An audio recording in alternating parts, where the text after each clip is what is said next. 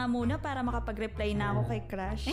Ang dami ko na ng mga assignments. Mauubusan na ng battery tong laptop ko eh. May charge na nga muna. Hala, hindi ba pala ako nakakapag-plancha ng uniform? Makapag-plancha na nga muna ngayon. Bakit nakapatay yung TV? Championship game ngayon. Baka hindi ko mapanood. Mabuksan na nga to ng maantabayanan. Aba mga anak, ano ba ito? Bakit punong-puno na itong saksakan natin? Naku, bawasan nyo nga yung mga nakasaksak dyan. Baka ma-overload ang ating kuryente. Naku, baka masunugan pa tayo niyan eh. Sa susunod, huwag i-overload ang mga saksakan ha. Mabuting nang nag-iingat para hindi tayo mapahamak. Mahalaga ang pag-iingat para manatiling ligtas ang inyong pamilya at mga ari-arian mula sa sunog o anumang sakuna. Paalala ng himpilang ito ng Far East Broadcasting Company, Philippines. Magandang balita, mga kapwa ko PWD. Narito na ang programa para sa atin.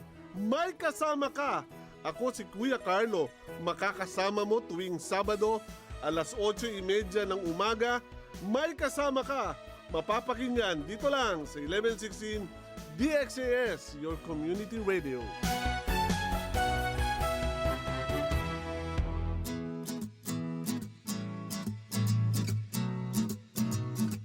Okay class, sino ang may idea sa inyo kung ano ang mabuting na idudulot ng pagdodonate ng dugo?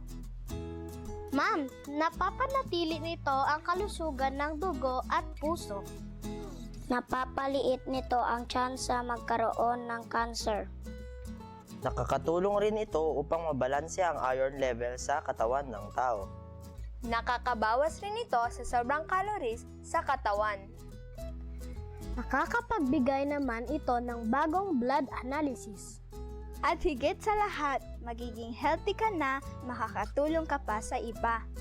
Magaling! Kaya balang araw lahat kayo ay magdodonate ng dugo, okay? Yes, Ma'am! Isang paalala mula sa 1116 DXAS, your community radio.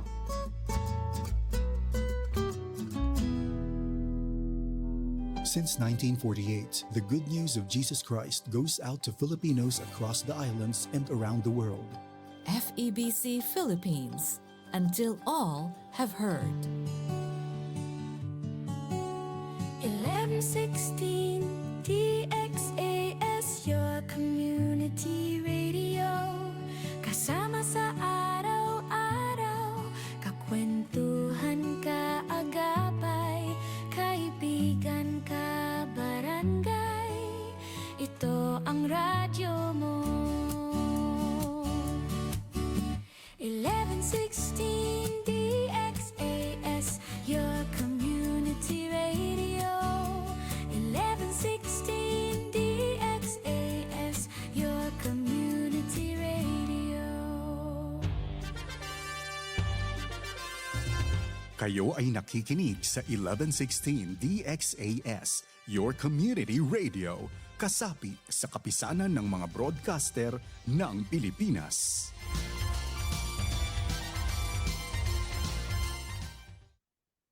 Ang tamang oras, ganap ng 6:00 ng umaga sa buong Pilipinas.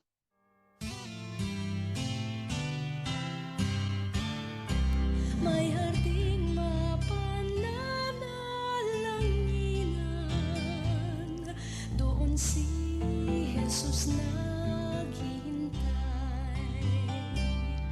O kay inam ng panalangin ng hardin, doon kay gandang manalangin.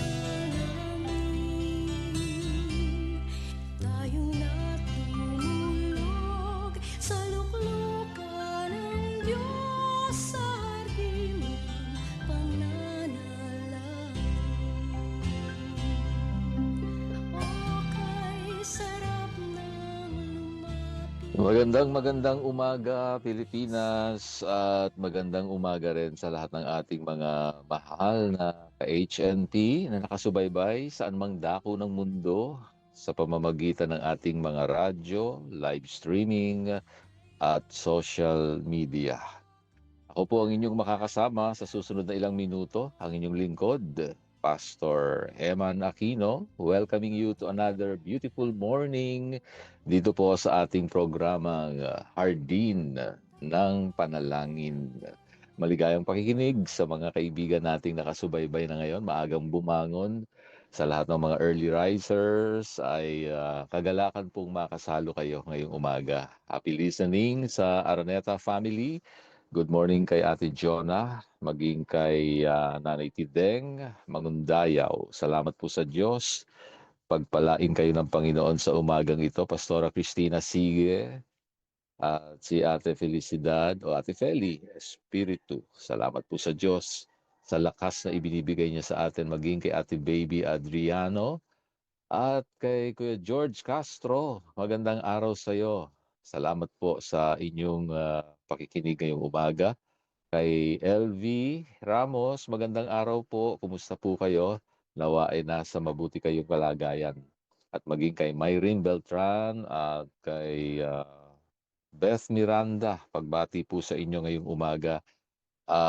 Sa Senon family, kay Alexander at kay Elsa, kay Ate Elsa. Good morning po sa inyo at sa buong pamilya. Pagpalain kayo ng Panginoon. Kasama na rin ang Bonyog family, kay Ma'am Agnes, magandang araw, at kay Dolores Gamban. Alam ko po na marami sa atin ang tapos ng magkape o siguro nagkakape pa. Ang iba naman ay bumabiyahe na siguro papuntang trabaho. Salamat po sa pakikinig habang kayo nasa sasakyan. At ang ilan sa ating mga OFWs ay kakatapos lang siguro ng kanilang trabaho o magsisimula pa lang ng mahabang shift overnight. Paalala lang po, bago po tayo magsimula, anuman ang bitbit mong bigat o alalahanin ngayong umaga, huwag mong kakalimutan na buhay ang Diyos, bago ang kanyang biyaya at laging may pag-asa. Kaya nga, diretsyong tingin lang sa salamin, ngumiti ka dahil laging tandaan, every gising is a blessing.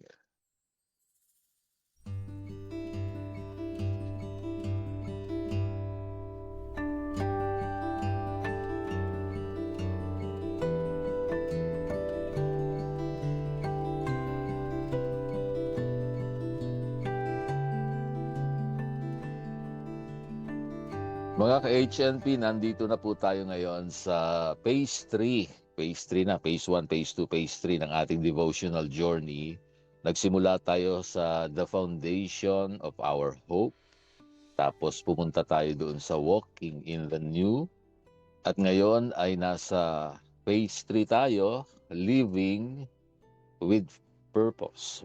Living with Purpose. No? Yung po bang bibigyan natin ng focus, yung bawat hakbang ng isang buhay na punong-puno po ng pag-asa. At ang pamagat po ng ating pagbubulay-bulayan ngayon ay Light for My Path. No? Ito yung unang tema natin dito sa Phase 3. Nasa Phase 3 na tayo ng ating journey. At ito yung Living with Purpose. No? Gusto natin mabuhay na may mga layunin o layunin ng Diyos ang ating nakikita. Okay, so ang tema natin, light for my path. At ang ating text ay matatagpuan natin sa isang familiar, ngunit napaka-powerful, napakayamang talata po. Isang verse lamang sa Psalm 119, verse 105. No? Aklat ng mga awit, 119, talatang 105. Sinasabi po rito, your word is a lamp for my feet, a light on my path. Sa Tagalog, ang salita mo'y ilawan o ilawan sa aking mga paa at liwanag sa aking landas.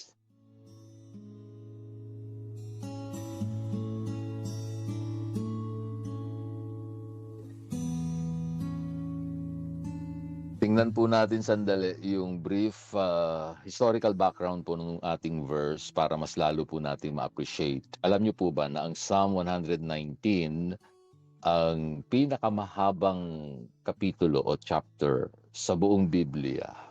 Tinatawag din po itong the heart of the Bible, pinakapuso ng Biblia dahil nasa gitna, pinakagitna itong Psalm 119. It is an acrostic poem dedicated entirely to the beauty and power of God's Word. Kung gusto mong maintindihan ang kahalagahan ng salita ng Diyos sa buhay ng isang tao, ulit-ulitin mong basahin ang Psalm 119. Yan ang kanyang pinaka-central theme ng chapter na yan. May iintindihan mo yung importance of God's Word. No? Hindi mo ito babaliwalain. Talaga namang ituturing mo itong pinakamalaking kayamanan na ibinigay ng Diyos sa atin. Nung isinusulat po ito ng psalmist na pinaniniwalaan ng maraming scholars noon na si King David mismo, ang lamp o ilawan na tinutukoy po rito ay hindi po katulad ng mga naglalakihang street lights natin ngayon o high-tech na flashlight sa smartphone mo. Back then, they used small clay lamps filled with olive oil. Yun po yung kanilang lampara noon. At ang hawak-hawak nila dyan ay yung maliit na mitya lang ng apoy para po sa kandila. Pero napakaliit lang. No? Kaya ibig sabihin nun, konti lang yung liwanag. Ang ilawan na ito na ginagamit nila noon ay hindi po kayang magpalayas ng dilim sa buong kagubatan. O kaya naman ay magbigay ng liwanag para sa susunod na 5 kilometro. Hindi po ganon. It only provided enough light for one step at a time. Kung nasaan ang paa mo, doon lang may liwanag. Upang makita mo ang susunod na hakbang, kailangan mo munang ihakbang ang iyong paa, hawak ang ilawan. Okay, so nakikita natin yung larawan nito. Ano? At dito po pumasok yung napakagandang reflection para sa atin po ngayon, mga ka-HNP. Often in life, we ask God for the whole map.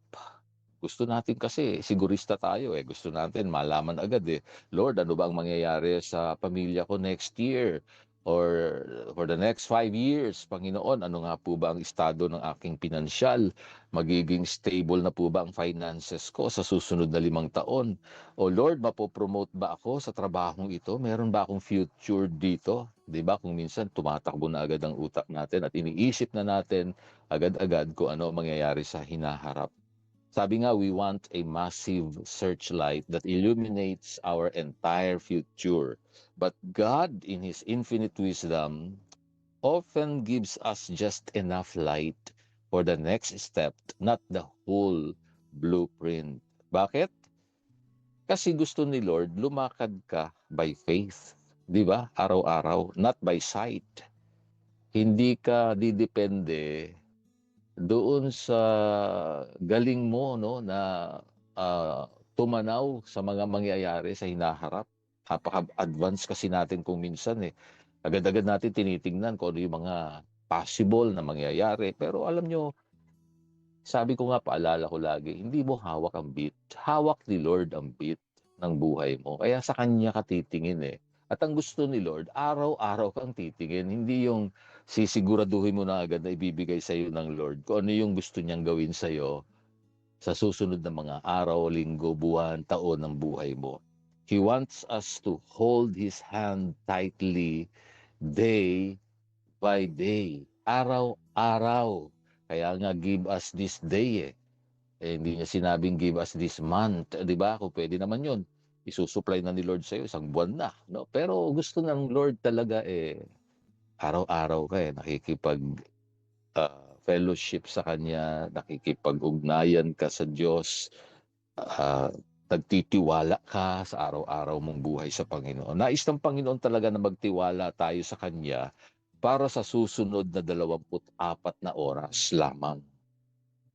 Araw-araw. Kung ibibigay niya sa atin ang buong mapa ng buhay natin, halimbawa, ibibigay na niya sa atin yung kanyang plano, ito na gagawin ko sa inyo sa loob ng 1 taon, baka hindi na po tayo kumapit sa Kanya. Di po ba? Kasi, yun sigurado na yun no? At talaga naman siguro sa atin, marami, pag nakita natin yung ating direksyon sa 1 taon na yan, baka tumakbo na tayo ng matulin, kumaripos na tayo ng takbo at tatakbuhin natin yung daan na yan gamit yung sarili nating lakas. Yun ang problema. Kuminsan, nakakalimutan natin, sa Diyos pa rin galing ang ating lakas na kailangan natin araw-araw. And God gives you enough grace, enough strength, and enough light just for today. Today lang. Huwag na po natin munang pagurin yung ating isipan sa hinaharap. Naalala ko tuloy yung kwento ng isa nating kaibigan, si Mang Nestor. Si Mang Nestor ay nagtatrabaho bilang isang night shift security guard sa isang malaking warehouse sa probinsya. Alam naman yun naman ang gwardiya, mahirap po ang trabaho nila, di po ba? Naalala ko tuloy yung mga gwardiya namin sa transmitter site. Maligayang pakikinig kay Jinri, kay Abdullah.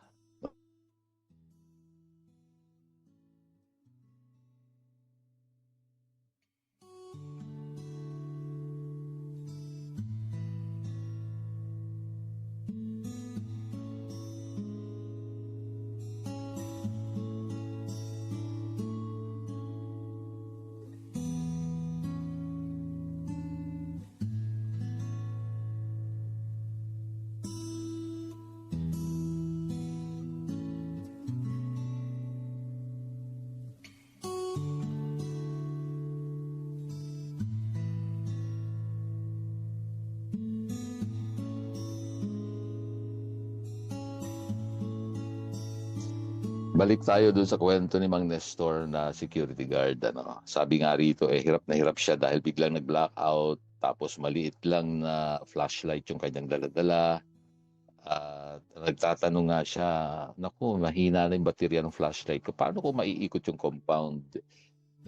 Halos 2 o 3 talampakan lang ang abot ng liwanag nito. Nakatayo lang siya roon. Natatakot siya baka pag nagpatuloy siyang lumakad, matisod siya o mahulog siya sa drainage o kaya matusok siya ng bakal, no?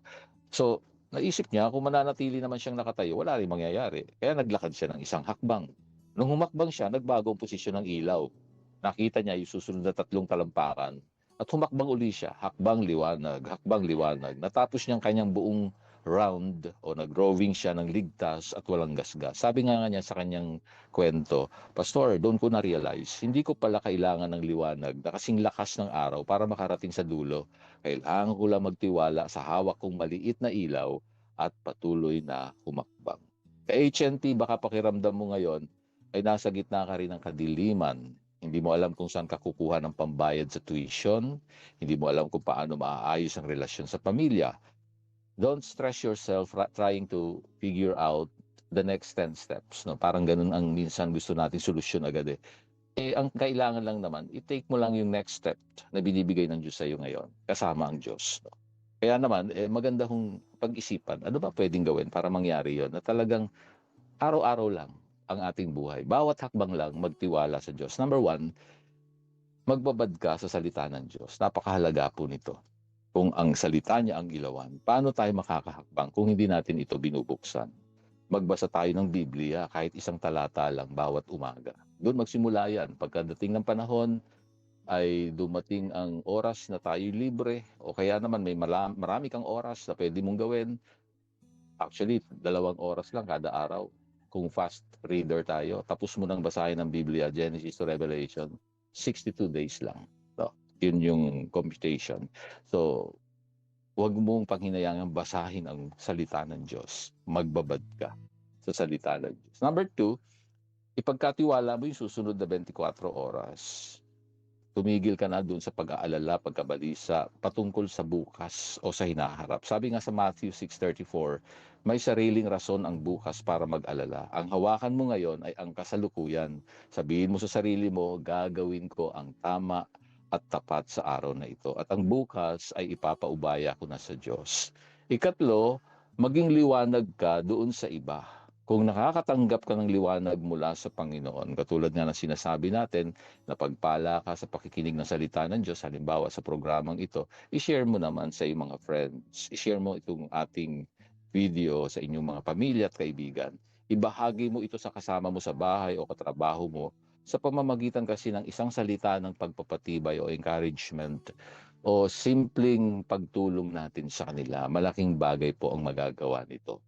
So 3 bagay ang pwede mong gawin. Sa bawat hakbang, magtitiwala ka na kasama ang Diyos. Pangyayari yan pag, number 1, magbabad ka sa salita ng Diyos. Pangalawa, ipagkatiwala mo ang susunod na 24 oras lamang. Pangatlo, maging liwanag din tayo sa buhay ng ibang tao. Huwag po tayong matakot sa dilim, mga ka-HNP, dahil ang may-ari ng liwanag ay kasama po natin sa bawat hakbang. Muli ako ang inyong hardinero na nagpapaalala sa hardin ng panalangin, ang bawat luhang itinatanim ay aanihin bilang kagalakan.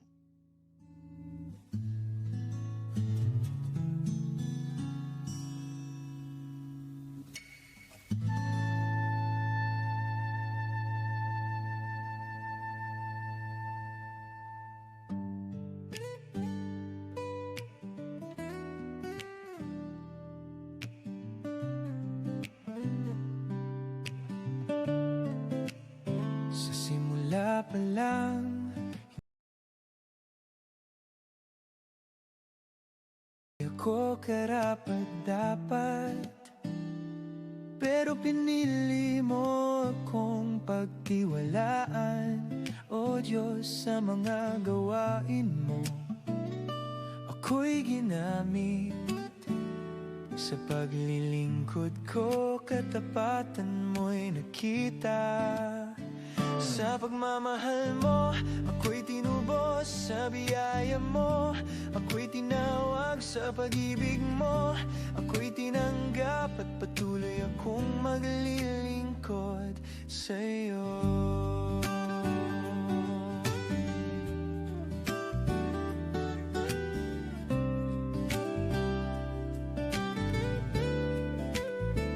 Pinagkatiwalaan mo, O Diyos, sa kabila ng aking mga kahinaan, ginamit mo ako upang magpatotoo ng iyong kapangyarihan at biyaya.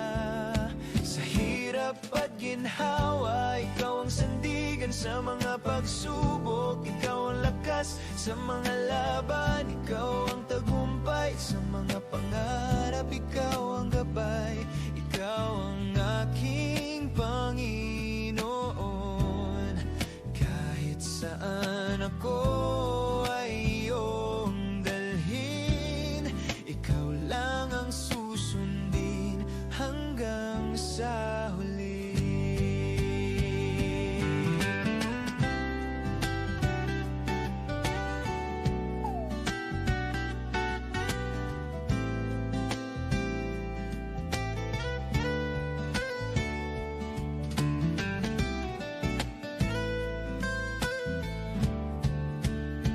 Sa pagmamahal mo, ako'y tinubos. Sa biyaya mo, ako'y tinawag. Sa pag-ibig mo, ako'y tinanggap. At patuloy akong maglilingkod. Sa pagmamahal mo, ikaw ang sandigan sa mga pagsubok, ikaw ang lakas sa mga laban, ikaw ang tagumpay sa mga pangarap, ikaw ang gabay, ikaw ang simula ngayon at wakas ng buhay ko. Ikaw at ikaw lang, O Diyos, ako ay sa'yo.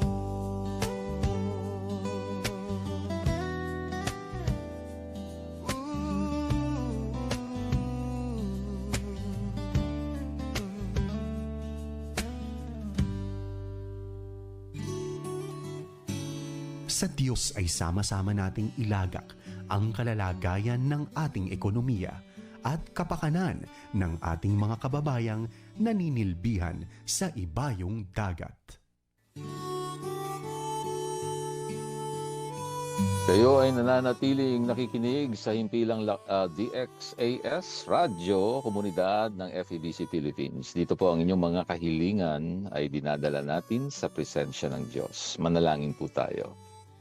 Dakila at mapagpala naming Ama, salamat po sa ilaw ng iyong salita na gumagabay sa amin sa gitna ng kawalan ng katiyakan sa mundong ito. Salamat po dahil hindi mo man ipakita ang buong mapa ng aming buhay.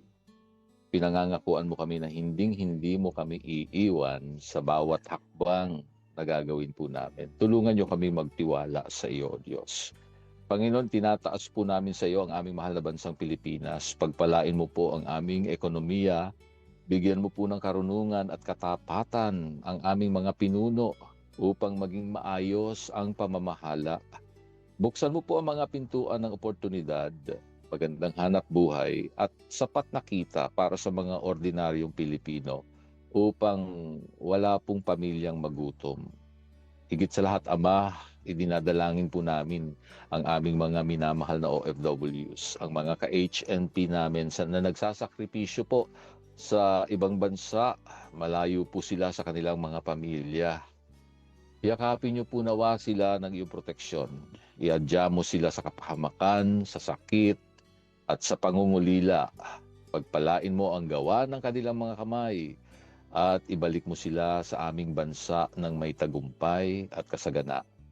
Salamat po, Panginoon, na sa susunod na 24 na oras, ikaw po ang aming patnubay. Pagpalain niyo po si Glenda Espiritu. Salamat na ikaw ang Diyos na magpapagaling sa kanyang scoliosis at thyroid. Salamat, Panginoon, na ginagabayan mo si Merari Lay sa kanya pong PCOS at examination bukas.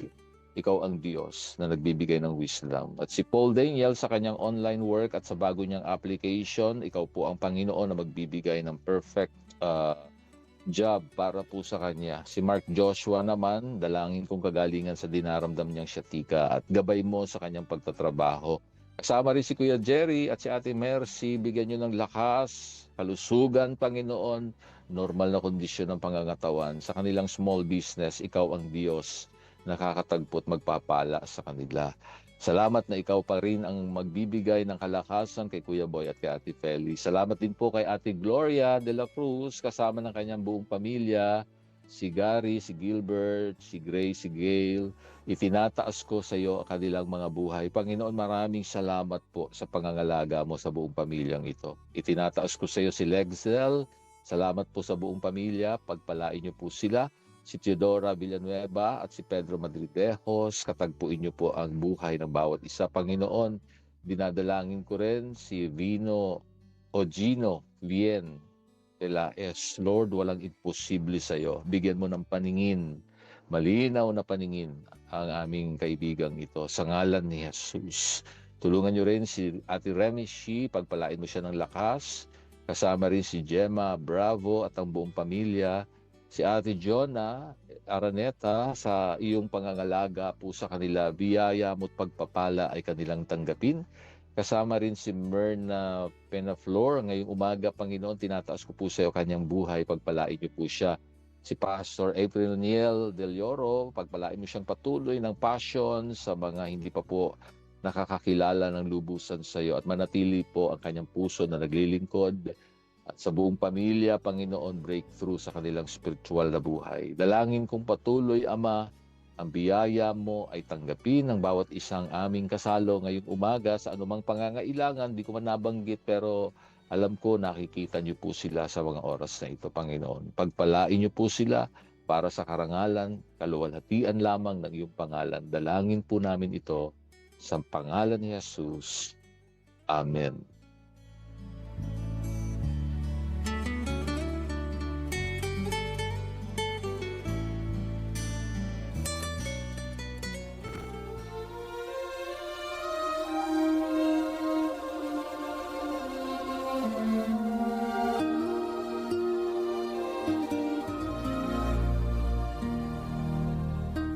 Kagalakan ko po ang maging lingkod ng Diyos sa inyong buhay dito pa rin sa Himpilang 1116 DXAS, your community radio.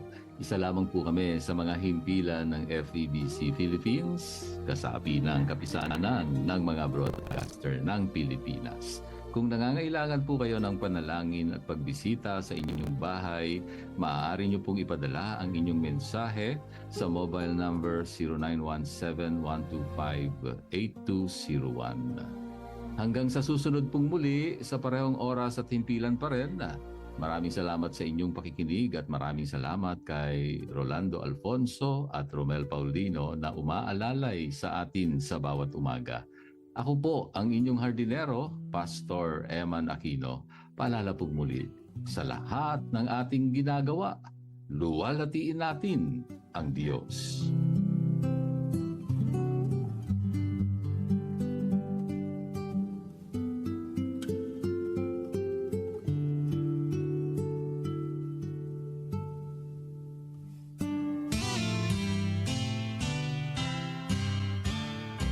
May harding mapananalanginan, doon si Jesus naghihintay. O kay inam ng panalangin ng hardin, doon kay gandang manalangin. Tayo na't tumulog sa luklukan ng Diyos sa hardin ng pananalangin. O kay sarap ng lumapit sa banal niyang harapan.